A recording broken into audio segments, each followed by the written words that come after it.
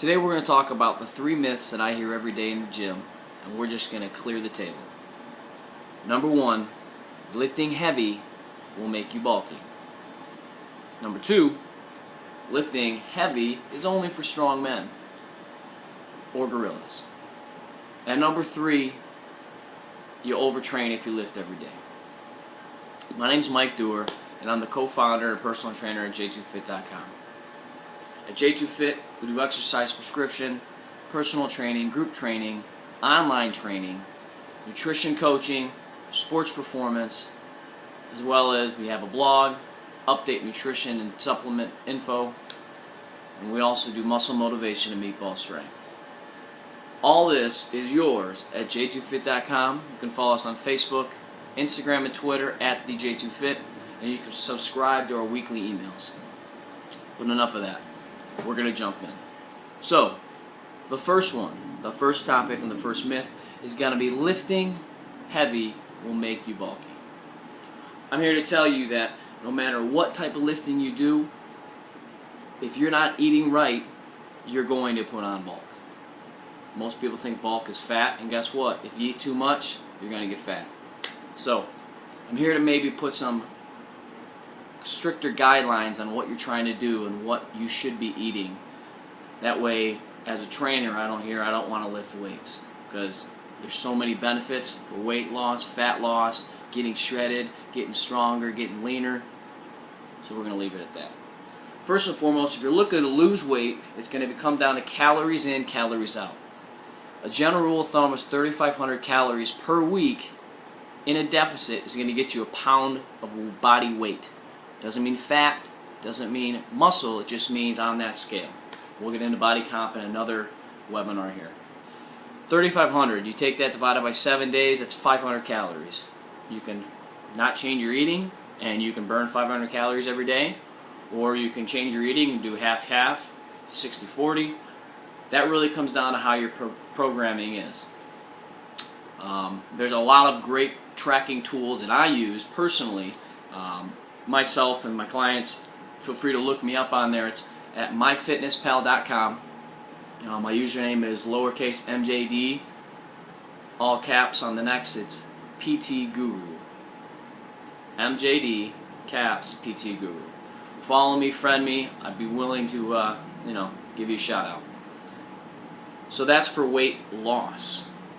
For lean muscle gain, right? So your scale weight is going to go up also. You're looking to do about 2,500 calories in surplus at the end of the week. So that's roughly about 350 calories per day, give or take, depending on the athlete and how much you're looking to do. That's for a pound of lean muscle mass, right? So with that, we obviously know we need to be resistance training, right, as well with weight loss. And if you're not getting your calories in, doesn't matter where they're coming from, carbs, fat, protein, you either got to get the calories out or get them in. Then we can talk about distributions of what you have to get in next. That's the basic simple math of that.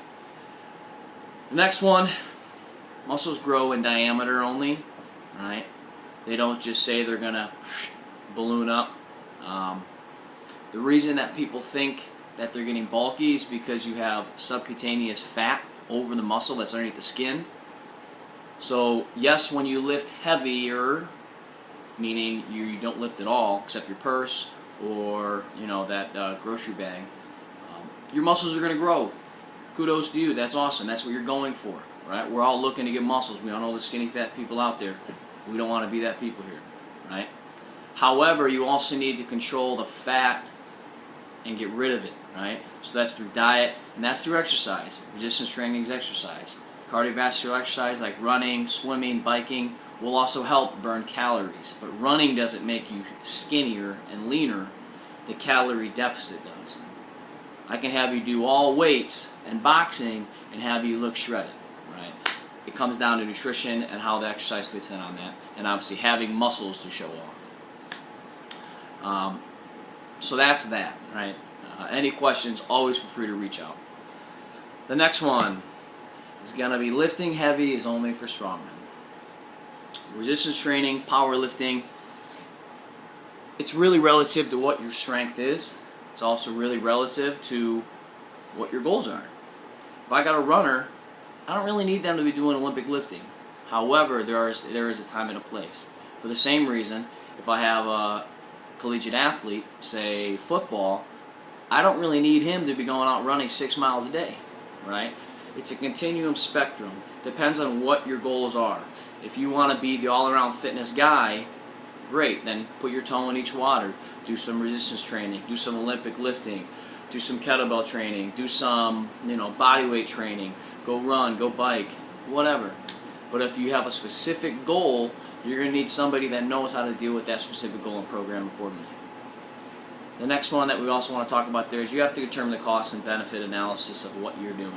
Right? If you're looking to lose weight, then find whatever that's going to work for you, right?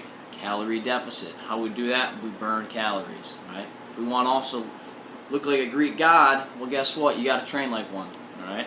Training means lifting heavier weights, right? Stripping your rest periods, becoming uncomfortable, and that once again comes down to exercise programming. Regardless of who you are, we've all heard like, oh, I've hit the plateau, I've done this and that. Periodization is a method that I use and that what most professionals in our field use, and it really helps us get through those plateaus or even avoid them. We can't always stay in a high rep scheme. We can't always stay in a power scheme, right? Meaning we can't always just lift the same way every day, and expect change in the long run, right? So back to the runner. If they want to run, well, guess what? Maybe I got to have you try some power training or sprint training, right? So your running can become faster. So now you're running those marathons quicker, right? Because you have a great base. For the same reason that if I have a bodybuilder and they're doing the moderate volume 8 to 12, which everybody does, right? Well, guess what? Maybe for you when you're in your bulking phase, right, where he's really just eating a lot, I'd also like to take advantage of lifting heavier in lower rep ranges to elevate testosterone levels and do all that fun stuff, right? Once again, it comes down to who you know that's going to help you program this. And the last one is, a lot of people are concerned now with trying to lose weight, and it's going to be recognition of lifting heavier, using multi-joint exercises, your squats, your deadlifts, your overhead presses, your clean presses, your jerks. Those are going to hit the most amount of muscle in one punch, right? Which means more calories burned then, as well as it's a higher metabolic stress on the body, which means you're going to burn calories after too. And you're going to look pretty cool and feel strong and feel the blood pumping and your heart rate racing. You're going to salivate. That's awesome. All right? And the last but not least, if you lift every day, you're going to overtrain. My one question to you is that look at the person who is telling you that and ask yourself one thing. Do you want to look like them? Right? Unfortunately enough, you have too many people out there claiming that, oh, I shouldn't be lifting today, I'm sore, I shouldn't be doing this, I'm sore. What they need to do is they need to get through that uncomfortable sticking point and realize that that soreness sometimes is part of the game, right? Now a sound program comes in and it says, okay, I'm not going to have you do back squats 6 days in a row, right, because you want bigger quads. I'm going to tailor it. Maybe I'll, do this and that so that you can train every day so you don't overtrain, right?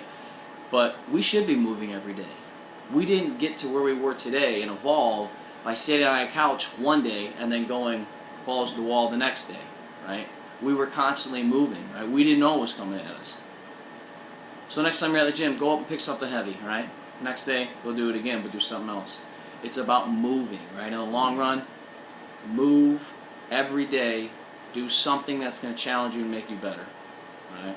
You can rest the other 23 hours of the day. You can rest when you sleep, right? And that really is the 3 myths to dispel, right? In closing, I want you guys to understand that there are going to be times that you're going to be uncomfortable, and embrace that challenge. It sounds so cliche, but when you get through it, you're going to hear all those naysayers say those same myths that we just got. And when you're sitting there and you're smiling with your six-pack and you've got all these results, you're going to be like, hey, you know what? You do what you want, I'll do what I want. All right? I never said I was sane, right? I went to school for all this, I know all that, but we're all crazy somewhere, so let's get crazy together, alright? Once again, my name is Mike Dewar. I'm from j2fit.com. Follow us on Facebook, Twitter, Instagram. Give us a shout out. We'll give you a shout out back. I hope you enjoyed this first edition of the 3 Myths Dispelled on our webinar. Take care. Have a good one.